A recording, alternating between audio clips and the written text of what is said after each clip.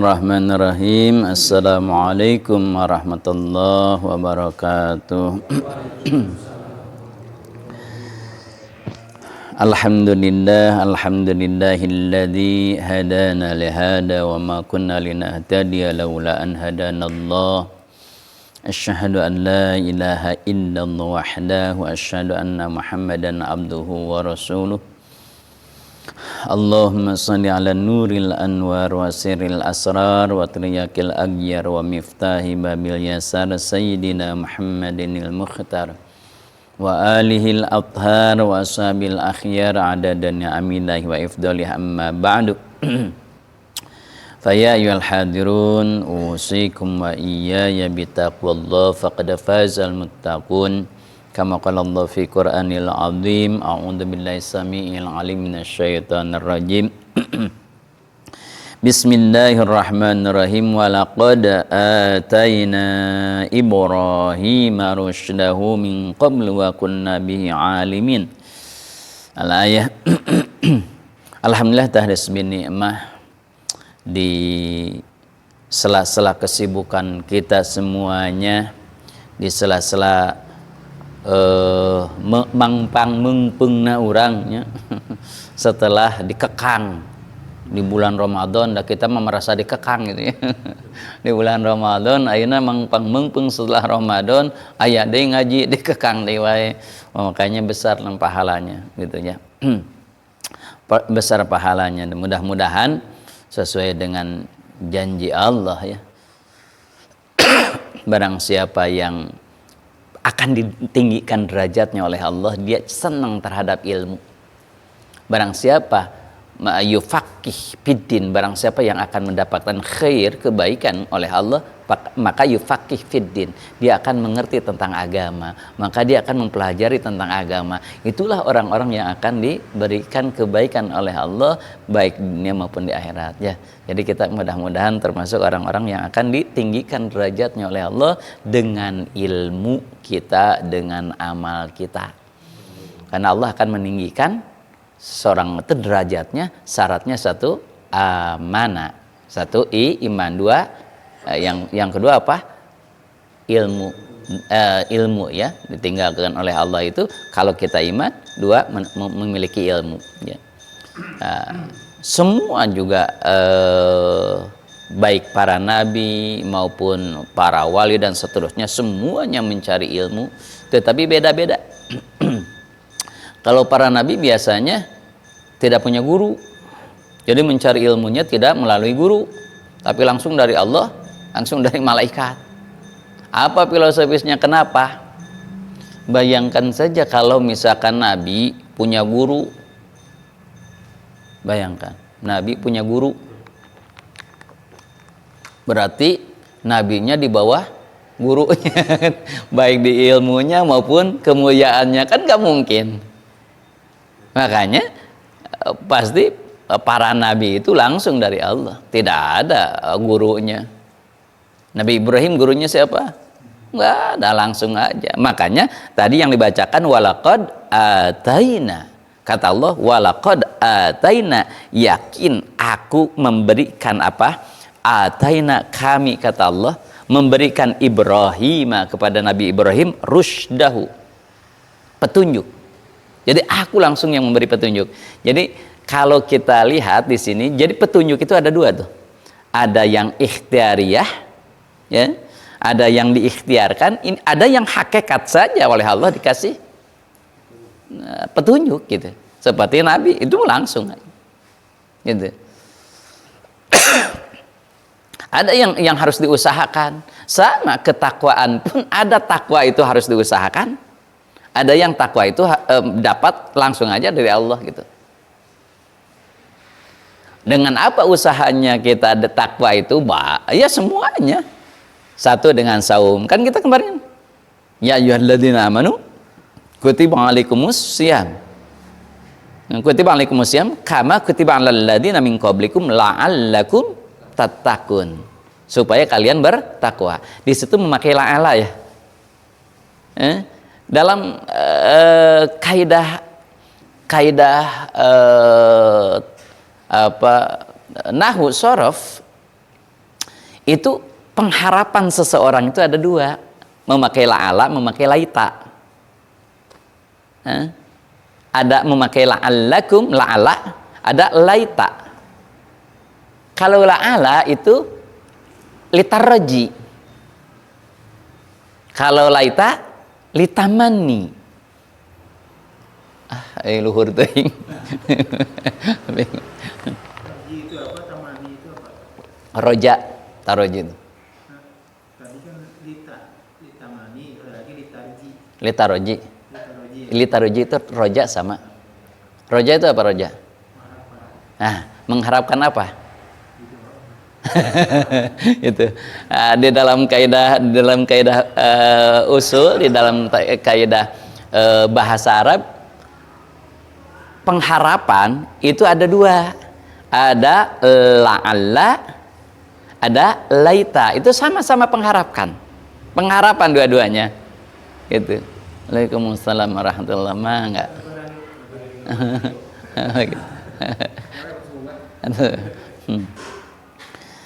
La'ala pengharapan, tetapi la'ala itu pengharapan yang jelas targetnya. Artinya apa? Bisa dicapai. Itu dengan la'ala tuh.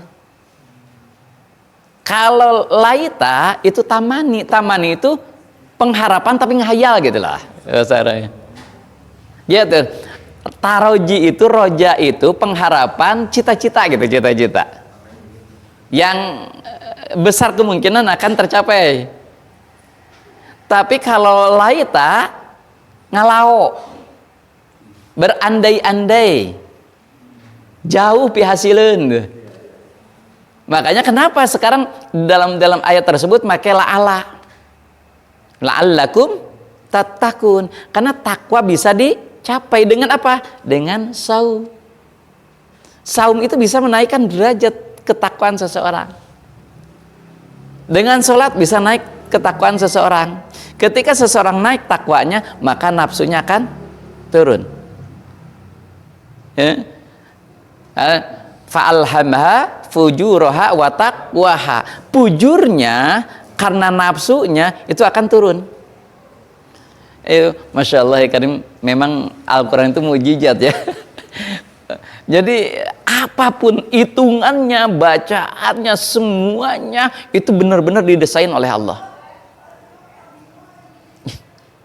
Allah menyebutkan malaikat dengan berbagai bentuknya, dengan menyebutkan syaitan dengan berbagai bentuknya sama jumlahnya gitu. Sok tulis hitung di Al-Quran.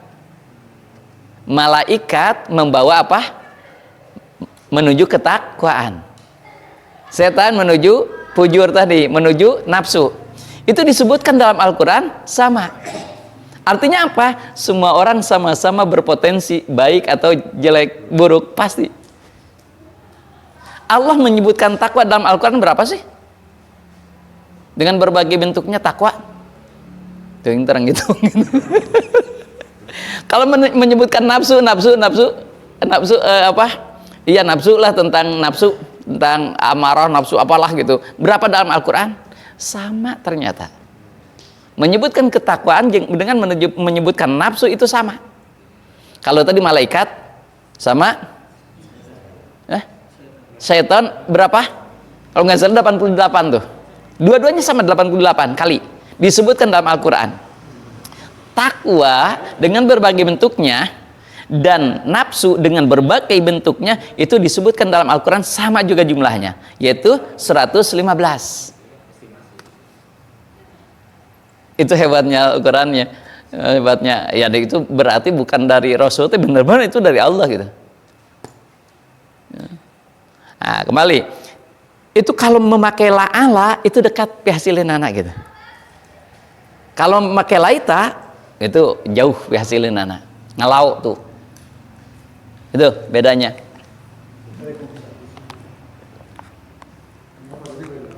Gitu ya.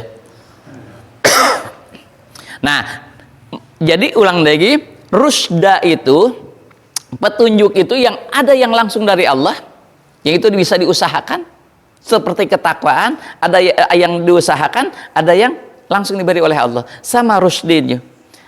para nabi termasuk Nabi Ibrahim mendapatkan rusdinya itu, mendapatkan petunjuknya itu langsung dari Allah. Walaqad ataina Ibrahima rusdahu min qablu wa kunna bihi alimin.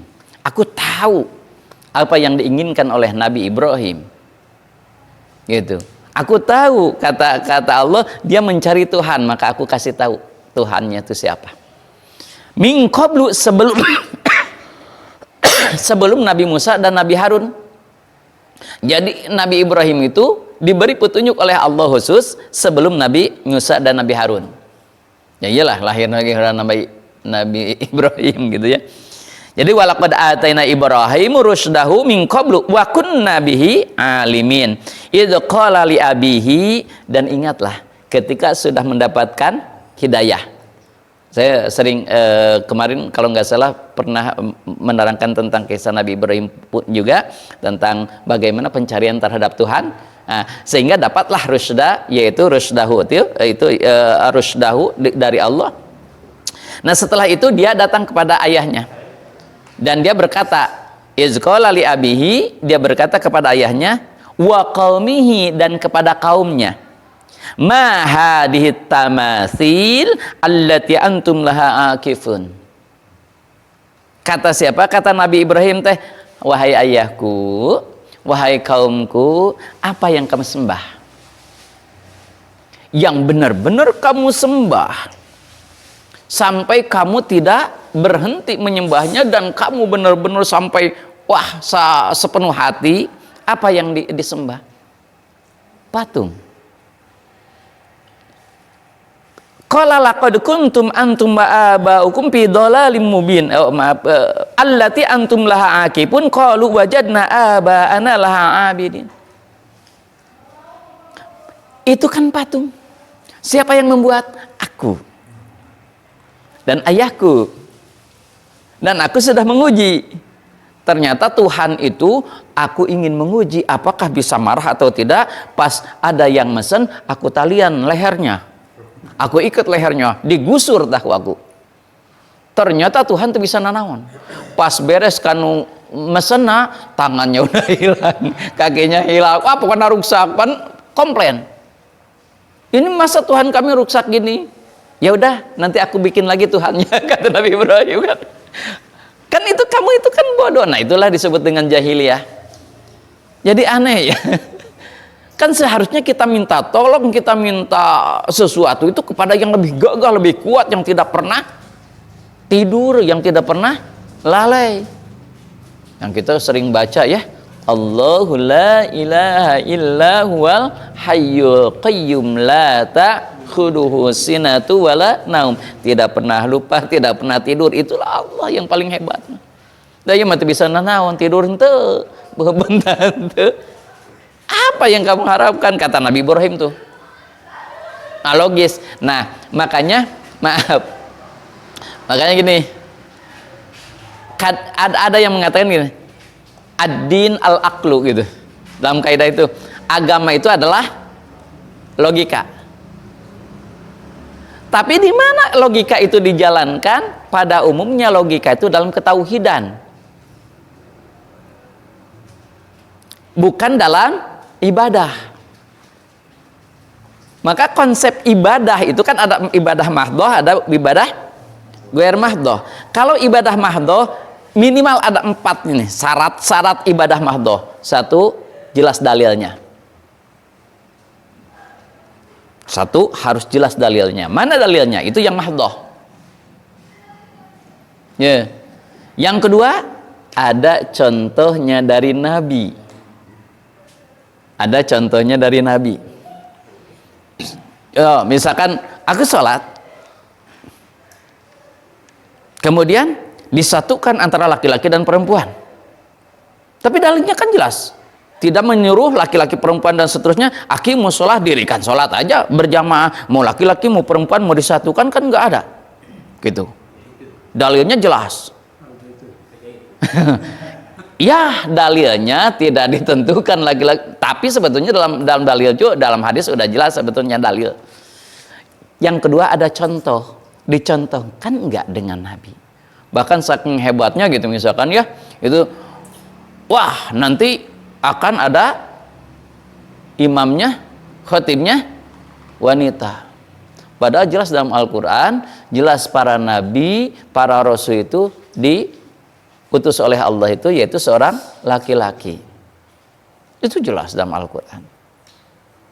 Dan dalam sejarah, ditinjau dari sejarah, memang tidak ada perempuan. Kenapa? Ya banyak alasannya, karena itu ada hierarki tuh. Coba bayangkan, kalau nabinya perempuan, pas berjamaah, kemana ya imam teh? Maaf, sedang head. Bubar. Bayangkan, malaikat Jibril datang ke nabiina, bawa wahyu. Maaf, malaikat ke head, kayak minggu depan. Kan kacau. Lucunya gini, nggak dapat izin dari suami. Ada gitu. Serius. Ya. Coba bayangkan gitu, kalau khatib gitu, kalau imam, orang wanita gitu. Yang kedua, wanita itu kenapa nggak dijadikan pemimpin? Karena wanita itu jarang sekali bisa adil.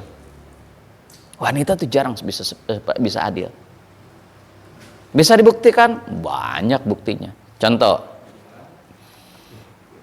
seorang anak berbuat salah, maka ketahuanlah sama bapaknya, gebuk.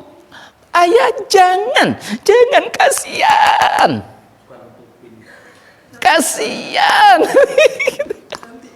Nanti aja. Nah, seorang ibu itu, seorang wanita itu tidak akan adil. Kenapa? Karena kasih sayangnya lebih kuat. Bapernya lebih kuat daripada adil. Laki-laki itu adil. Untuk budak udah orang atau batur, kalau dia salah gitu. Tengol gitu. Tapi seorang ibu enggak.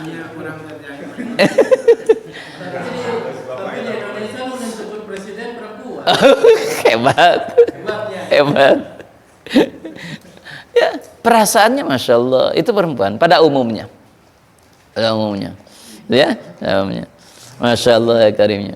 Nah, jadi harus ada contoh. Jadi ini ada kisah ya, ada kisah. Ada seorang santri, dia ngaji tajwid, qiraat sab'ah tuh. Kan namanya Quran diaju, terus dia tajwidnya hebat. Wah, bla bla bla gitu, tajwidnya hebat. Tajwid. Kemudian pulanglah, merasa dia ahli tajwid. Bacaannya tuh sesuai dengan tajwid. Pas mendengar adzan, kan adzan panjang tuh. Adzan itu panjang kan? Allahu Akbar, Allah panjang lah. Wah. Terus orang ahli tajwid, adzan salah tuh. Adanya salah katanya. Kenapa? Itu matomi. Tahu kamu definisi matomi? Allati la taqumu muddatu rahil primadi illa biha. Mad yang tidak bisa panjang kecuali hanya 2 harokat. Itu berapa? Itu mad karet. Oh, gaya. Karet, mad karet. Melar. Salah tuh katanya. Yang adan? Oh-nya. Isu kandai adana 2 harokat, Allahu Akbar. Kayak Allahu Akbar. Asyhadu la ilaha illallah.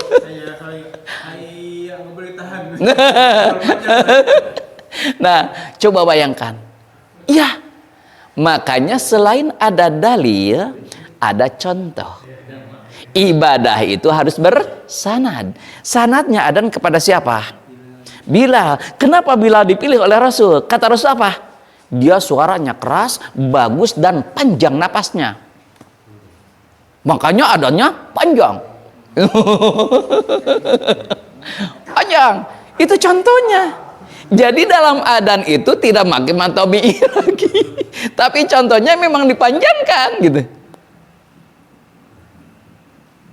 Dan itu bukan membaca Al-Quran. Kalau kita membaca hadis, pakai tajwid enggak? Enggak. Ceng man qoma ya. Enggak man qoma ramadhana imanan wa ihtisaban, enggak juga ya. Man qoma Ramadan gitu kan. Imanan wa ihtisaban, enggak pakai tajwid. Yang pakai tajwid apa? Al-Qur'an. Makanya kalau baca Al-Fatihah, ya oke.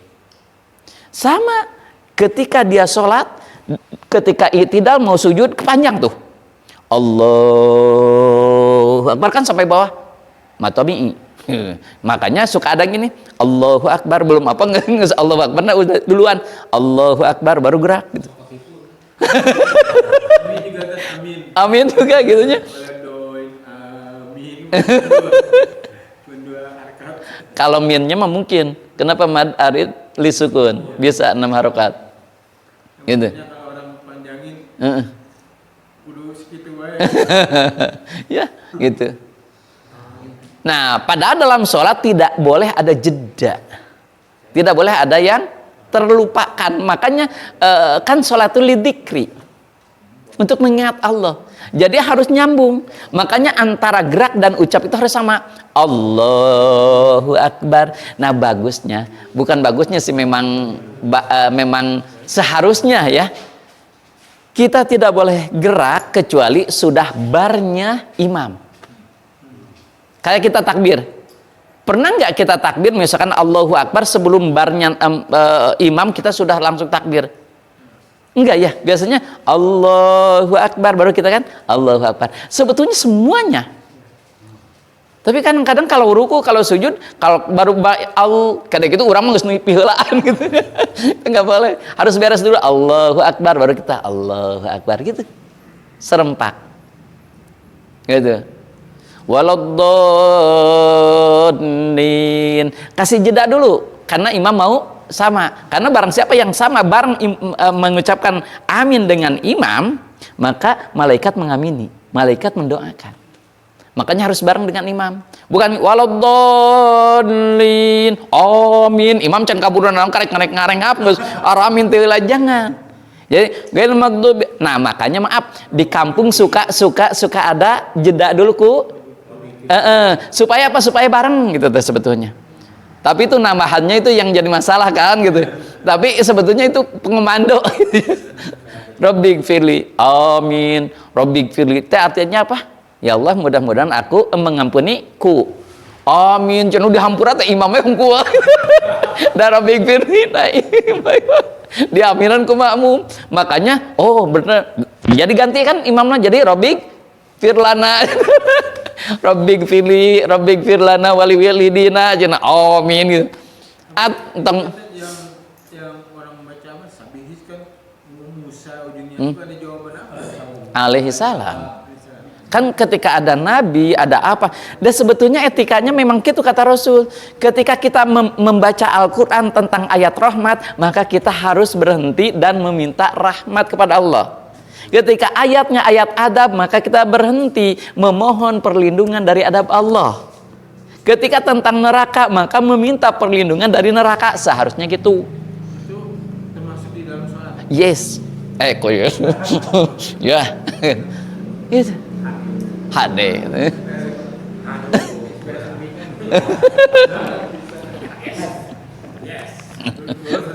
Dengar alaihi salam tapi sekarang enggak ya? Ya. Baik lebih ke diem atau dilantin aja? Hah? Salam Enggak usah dijaharkan, sir aja.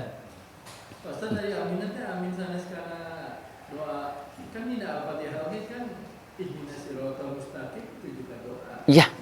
Jadi aminnya ke ihdinas siratal mustaqim atau ke Rabbil tadi?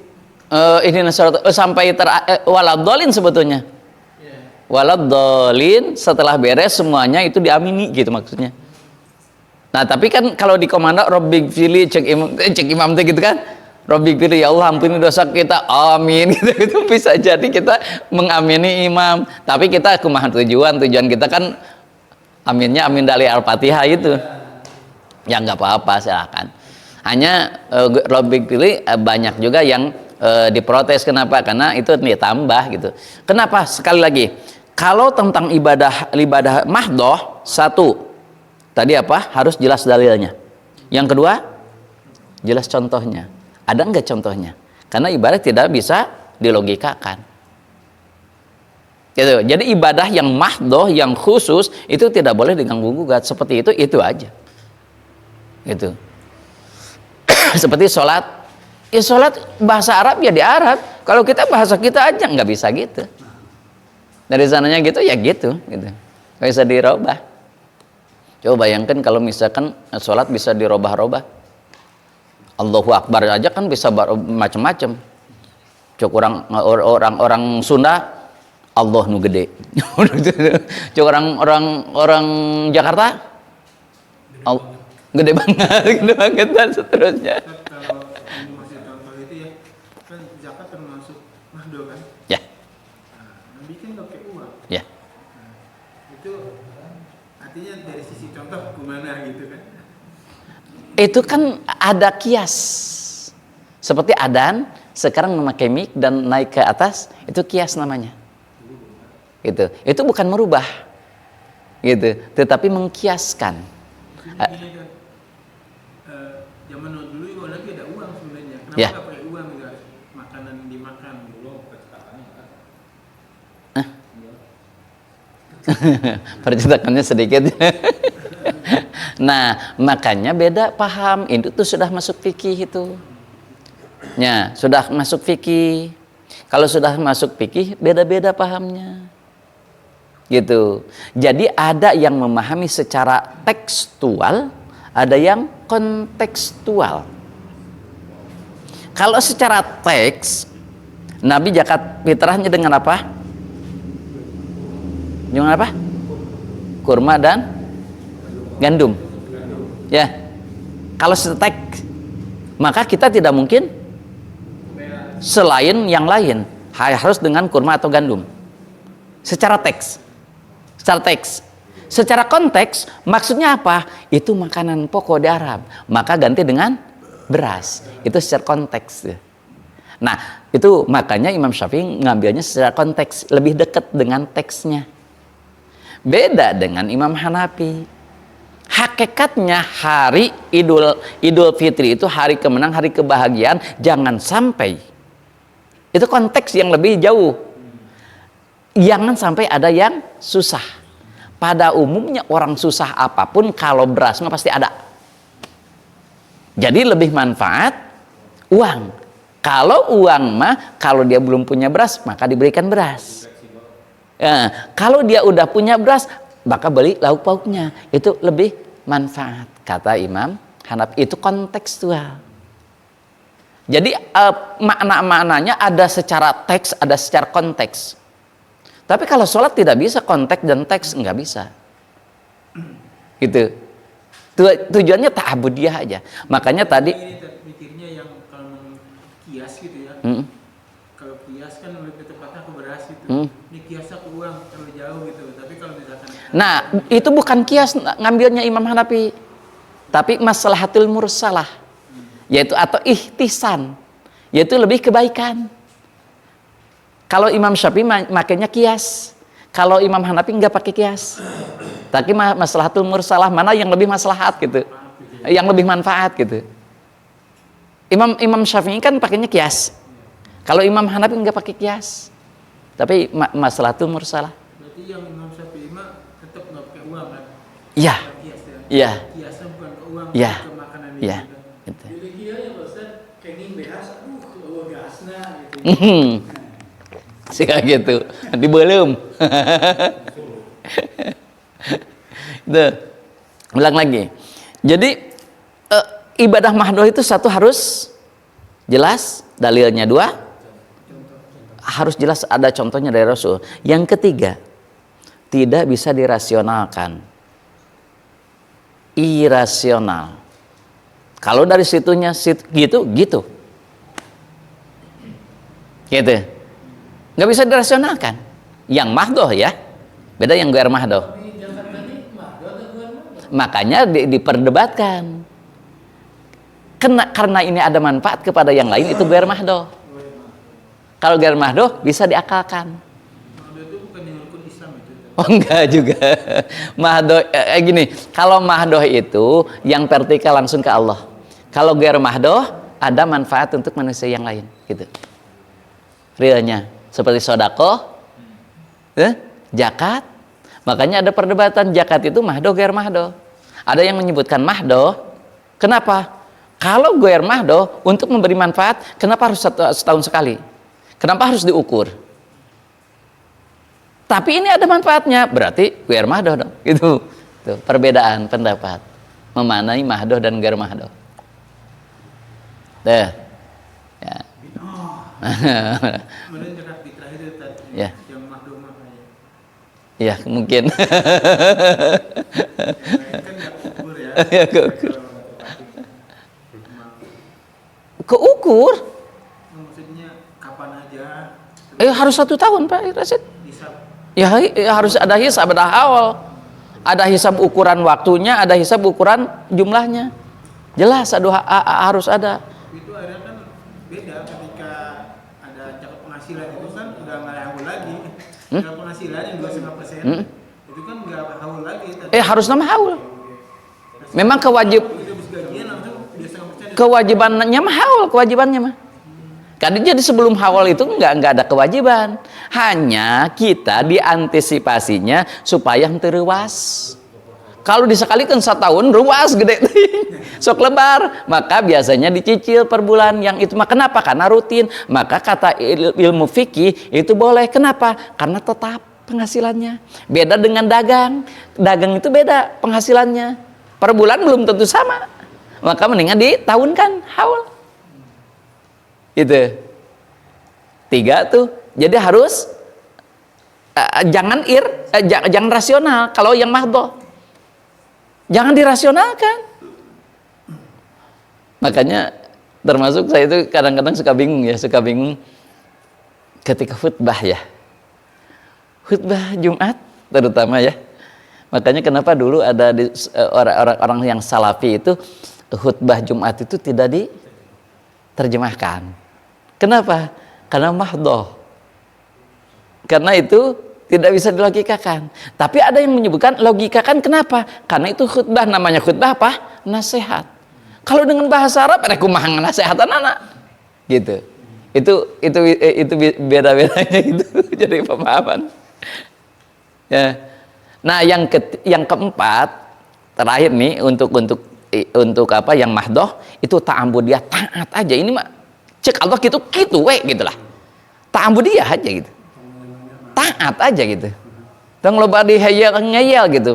Wah, kayaknya gini lebih kreatif. Oh, kalau ada nabi pasti diperbolehkan, enggak gitu. Kalau dalam mahdoh jangan. Tuh. Nah, itu bedanya. Nah, sebaliknya kalau ghair mahdoh yang tadi sebaliknya. Tidak memerlukan dalil khusus. Yang ghair mahdoh. Itu. Kemudian yang kedua, tadi itu apa? Tidak ada contohnya pun nggak jadi masalah. Itu yang ghair mahdoh tuh. Karena yang ketiganya harus rasional. Yang keempatnya apa tadi itu? Itu mah taat, ya memang taat ya ketaatannya. Tapi maksudnya bukan ta'budiyah, itu boleh dilogikakan.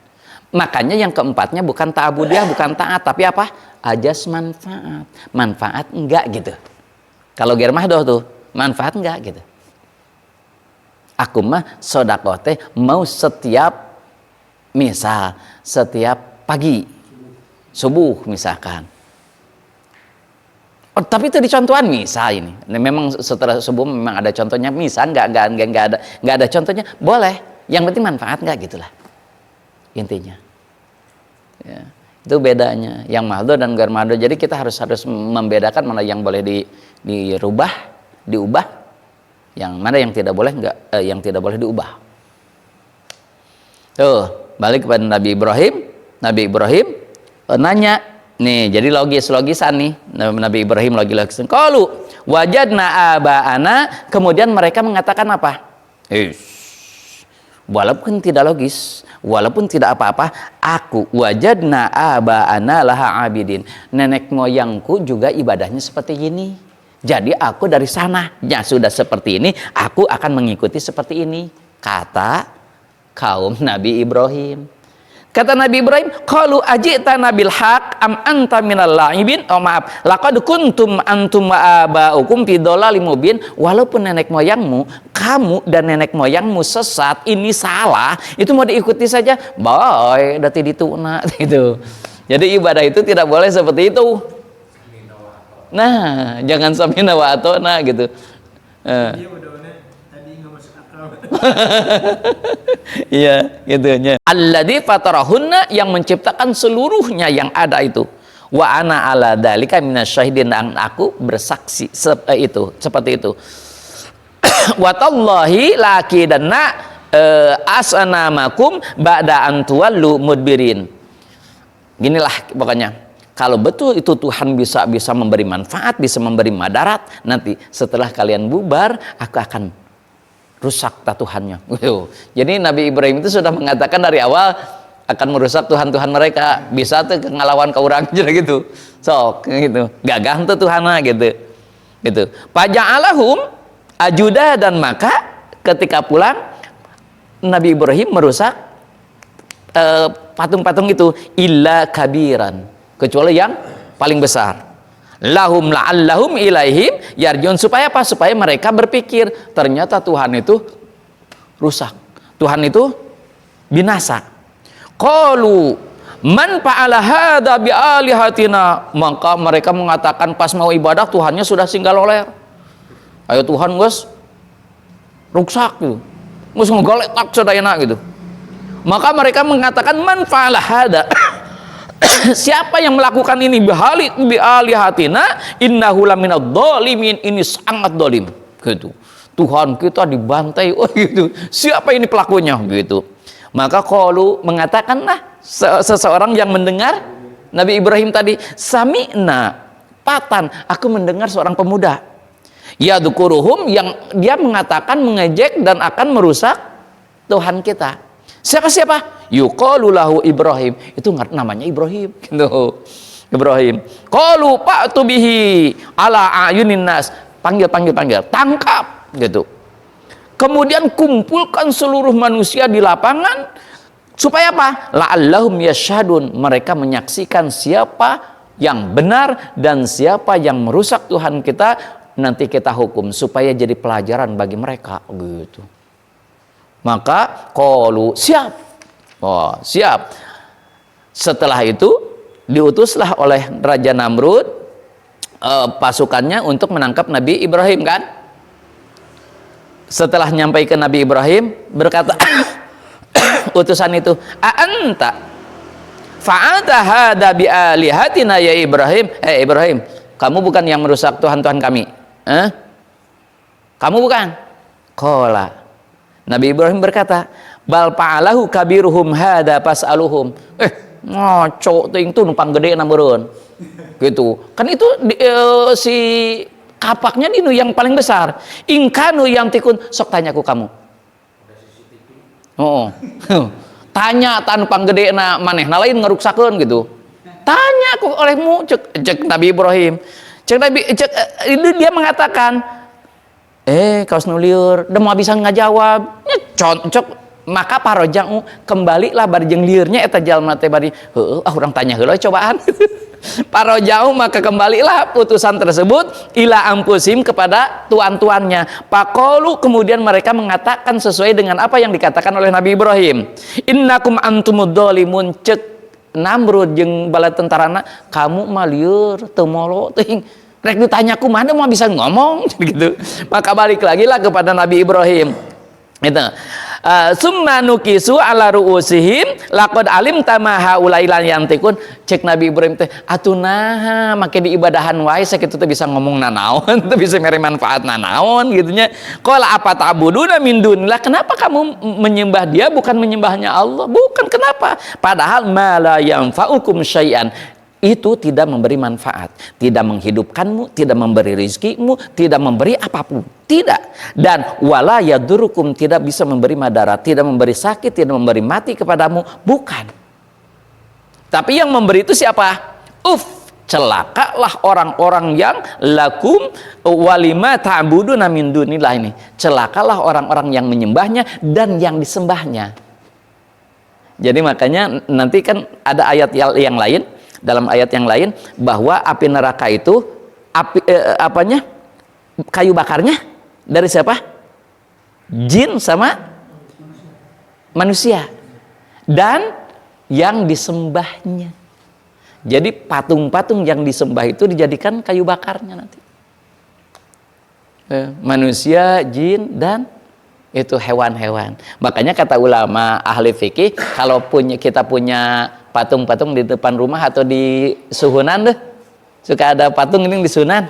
Dulu mah ya karena kan jarang ya, kalau ada ular, naga gini di suhunan atau apa namanya, dulu tuh hayam atau ucing gitu, suka aya dulu mah ya. Itu juga hati-hati katanya bisi. Ganesha. Tapi kadang-kadang ya Allah, yang sebetulnya yang ditakutkan oleh kita sebetulnya oleh Nabi itu bukan jenis jinnya, bukan jenis setannya, tapi ajakannya, perilakunya yang ditakutkan. Jadi kita takutnya bukan ke setan jenis jisimnya apa, fisiknya bukan, tapi perbuatannya itu. Contoh, ketika kita mendengar adzan, apakah langsung ngerejat? Alhamdulillah. Bedakan dengan ketika kering HP ribut. Kadang-kadang ketika sholat saja kering, buru-buru. Nah, apakah itu tidak musyrik?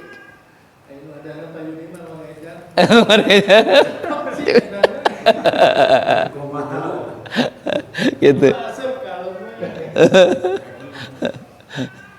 Aduh ya Allah karim. Walima ta'budu min dunillah apalah taklun, kata Nabi Ibrahim, apakah kalian tidak berpikir bahwa itu enggak bisa apa-apa?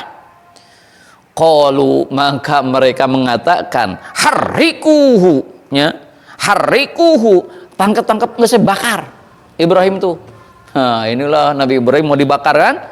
Wansuru alihatakum, kamu bakarlah Ibrahim. Kenapa? Kita tolong Tuhan kita. Gitu. Kita menolong Tuhan kita, menolong agama kita gitu. Bakarlah Ibrahim gitu ya. In kuntum fa'ilin, kalau kamu benar-benar mau menolong Tuhan kita, Tuhan kami, Tuhan kalian, maka bakarlah Ibrahim. Jadi dari dulu juga mengatasnamakan agama udah biasa gitu. Jadi mengataskan agama untuk kepentingan pribadi udah biasa gitu ya. Maka ditangkaplah, bikinlah api unggun kayak tadi kan dikumpulkan, dimasukkanlah ke api. Lihat di sini. Kulna, aku berkata, kata siapa? Allah. Ya narukuni, hai apiku, kamu hambaku, bardan, dinginlah, wasalaman, selamatkanlah ala Ibrahim, kepada Nabi Ibrahim. Maka oleh ulama ini suka dipakai ketika panas gerah seperti ini, bacalah ini. Ketika ada orang yang panas, bacalah. Ketika ada api, bacalah. Ketika kebakaran, bacalah ini gitu. Supaya diselamatkan, supaya dingin. Kan itu untuk Nabi Ibrahim. Ingat kaidahnya. Ya, al-ibratu bi umumil labdi la bi khususis sabab. Itu kaidahnya. Nah, untuk pada datang gitu. Eta bukan.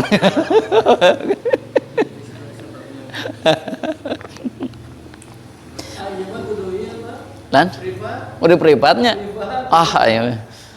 Kacau.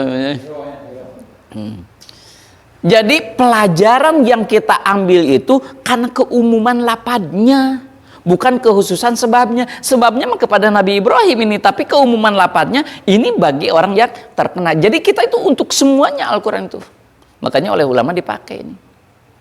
Ketika ada panas seperti ini, ada orang yang sedang panas, hanya kata ulama ini, kata ulama ya silakan, ini bukan Nabi, bukan di hadis, bukan Al-Quran. Baca olehmu 4 kali katanya. Ketika panas itu ada anak misalkan panas, bacalah kulna ya narukuni barda wassalaman ala Ibrahim 3 kali tuh.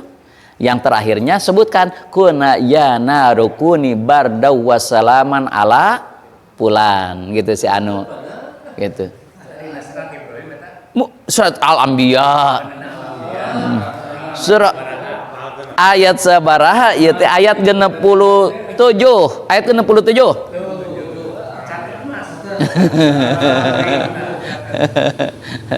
Nah, seandainya tidak ada salaman ala Ibrahim itu, api akan dingin terus sampai akhir zaman. Ya mungkin Iya.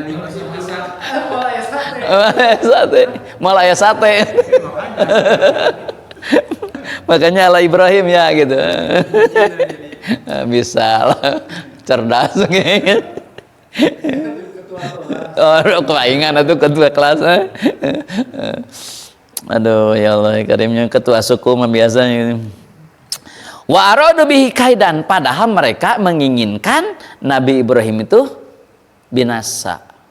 Nabi Ibrahim itu kaidan, terbakar. Maka paja'ana humul akhsarin. Maka justru aku akan menjadikan mereka itu orang-orang yang rugi. Wa najainahu, maka kami, kata Allah, menyelamatkan Ibrahim. Jadi kami yang menyelamatkannya. Nabi Ibrahim nggak bisa apa-apa. Aku yang menyelamatkan. Gitu. Subhanallah. Cilana itu kumaha itu Nabi Ibrahim itu umatnya itu adalah Namrud sama rakyatnya. Iya. Tapi setelah dibakar Nabi Ibrahim itu kabur. Sanes kabur. Di dia mah diterangkan di sini wanajaina, di sini para tafsir itu karena supaya tidak disiksa lagi itu di Nabi Ibrahim itu diangkat sama angin, dilemparkan ke suatu tempat. Jadi disitulah. Karena kalau nggak salah kan istrinya Siti Hajar ya. Iya. Itu kan orang Mesir. Iya. Pindah ke Mesir. Iya. Dilempar gitu tuh. Ke Mesir. Hijrah lah kalau gitu. Kayak Nabi dari Mekah. Tapi kenapa disebut punya kaum? Berarti kan dia nggak punya kaum beliau tuh Nabi Ibrahim itu. Kalau Nabi Muhammad kan punya kaumnya. Iya. Ada yang beriman. Iya. Dan Nabi Ibrahim ada yang beriman nggak? Ada. Nah makanya disebut kaum Ibrani. Kaum Ibrani namanya. Makanya bahasanya bahasa Ibrani. Bukan Ibrani itu keturunannya. Keturunan. Itu keturunan. Jadi bahasanya setelah Nabi Ibrahim kemudian ada keturunan, ada yang iman maksudnya ya, keturunan itu disebut Ibrani. Ya. Gitu. Wa najaina, maka kami menyelamatkan Nabi Ibrahim. Waluton, dan sama aku juga menyelamatkan Nabi Lut. Siapa Nabi Lut? Ibnu akhihi, putra laki-laki dari saudaranya. Berarti sepupu ya. Siapa namanya? Haron. Haron itu saudara Nabi Ibrahim, punya anak Nabi Lut. Berarti keponakan. Keponakan ya? Keponakan. Keponakan lah. Putra saudaranya. Keponakan. Gitu. Kurang tanyakan ke PRT-nya di sini. Masih bingung orang tanyakan ke PRT. Oke, benar. Kakak tuh dede. Bapak di Kan? Haron, bukan Harun. Haron. Dede itu kakak. Nah itu saudaranya. Kenapa? Nah ini banyak yang mengatakan gini. Kenapa katanya Nabi Lut? Nabi Lut katanya Nabi. Tapi kenapa nggak bisa mengajak istrinya dan anaknya?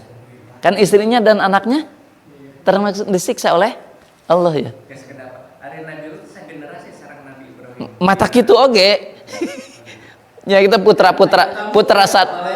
putra saderekna. Ya bahasa ayat tamu itu ya. Malaikat mau nyiksa itu katanya saudaranya kaum Nabi Lut tuh. Segenerasi pisan. Ya, itu. Nah, dulu mah kan nabi itu satu zaman itu banyak. Zaman Nabi Musa kan mertuanya gitu. Ya, itu juga satu zaman. Makanya dulu itu bedanya dengan nabi kita, dulu itu hanya satu kaum. Pada tadi untuk satu kaum diutusnya. Beda dengan kita, nabi kita itu rahmatalil alamin, untuk seluruh umat. Itulah perbedaannya. Nabi Yahya, Nabi Zakaria. Ya, Nabi nah gitu. Gitu. Siti Maria. Imron ya itu. Kalau perempuan ada nabi yang layak Siti Maryam. Ya layak mah itu Maryam. Mau ingat nih Dan, kan waktu waktu Siti Maryam itu bawa anaknya ya, yang ketika berbicara Isa, kan disebutkan ya ukhta Harun, maka abuki maka gitu. Nah Harun itu maksudnya Nabi Harun atau Na- apa yang buktinya? Nabi Harun. Jadi Maryam itu Saudaranya Nabi Harun. Itu keponakan juga. Jadi Imron dan Harun itu adik kakak. Imron itu ayahnya ayahnya Harun yang Musa ini. Harun itu kan Iya, saudaranya Nabi Musa. Itu teh kaluhurnya Nabi. iya maksudnya kan dia saudaranya Harun tuh kalau Yeah. Al-Quran tuh kalau Yeah. Saudaranya ini Harun sini apakah ini maksud Nabi Harun yang Iya, Musa itu? Nabi Harun. Maksudnya saudara teh kaluhur. Nabi Harun. Saudara sejauh. Kalau di Arab itu kan disebut bapak juga, kadang-kadang bapaknya kemana ke jauh gitu. Nah, seperti saudara aja kan beda lah gitu ya. Oke, itu Nabi Lut. Nabi Lut itu diselamatkan. Ada pertanyaan gini katanya, maaf di orang-orang non muslim memang ya. Kalau betul Nabi itu benar ya, Nabi Lut itu nabi, itu tapi istrinya enggak dapat hidayah. Bedegong, anaknya enggak dapat hidayah. Kenapa? Seorang nabi nikah dengan bedegong gitu. Ingat, nabi kita aja dulu logikanya gini, nabi kita nikah dulu apa dapat hidayah dulu? Apakah jadi rasul dulu atau nikah dulu? Nikah dulu. Setelah nikah dia mengajak istrinya untuk masuk Islam, dapat hidayah. Karena taat dulunya juga kan, Siti Khadijah itu punya paman siapa? Pendeta. Bahiroh itu nanya kepada pamannya, bener nggak ini Nabi? Dalam kitab dulu Injil, Taurat, Zabur bener ciri-ciri ini Nabi. Kamu bahagia punya suami, maka langsung iman. Nah Nabi Lut pun sama, dia dapat hidayah jadi Nabi, ngajak ke istrinya, ngan istrinya alim, anaknya nggak mau, jadi nggak salah dong. Udah ngajak. Nah kita pun sama gitu intinya. Ketika kita ngajak sudah ke istri, sudah ngajak ini nggak mau, udah. Berarti nanti di akhirat kita udah pasang gitu. Iya. Tapi yang penting maksimal. Bukan hanya asal-asalan gitu ngajaknya. Gitu. Sudah maksimal. Gitu. Kita sudah nyuruh menutup orang tapi kekewe gitu misalkan. Terus gitu. Mangga kita mah. Gitu. Hanya jangan ngajak ke saya nanti di akhirat ya, gitu.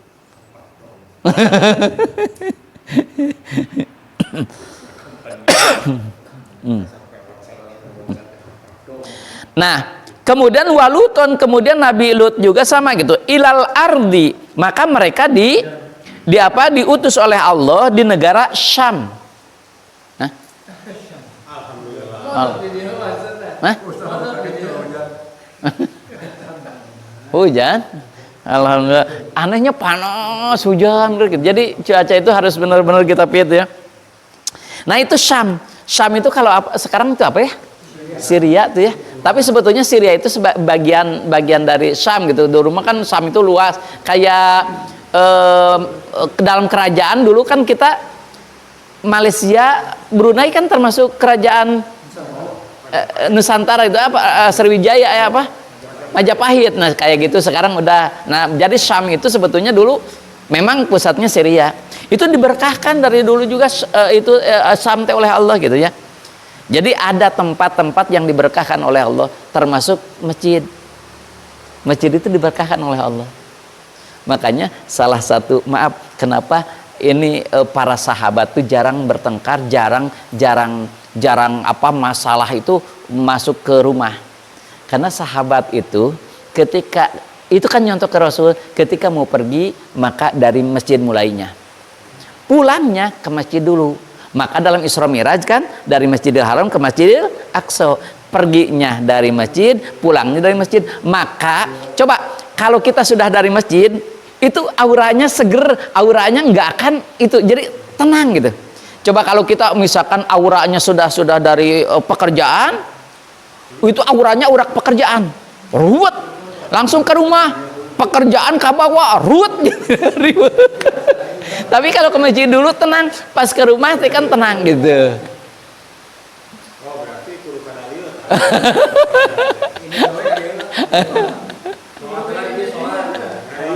Tuh di luhur tuh. Tempe opak tuh, Pak. Tahu tuh. Pulang aja ke dia.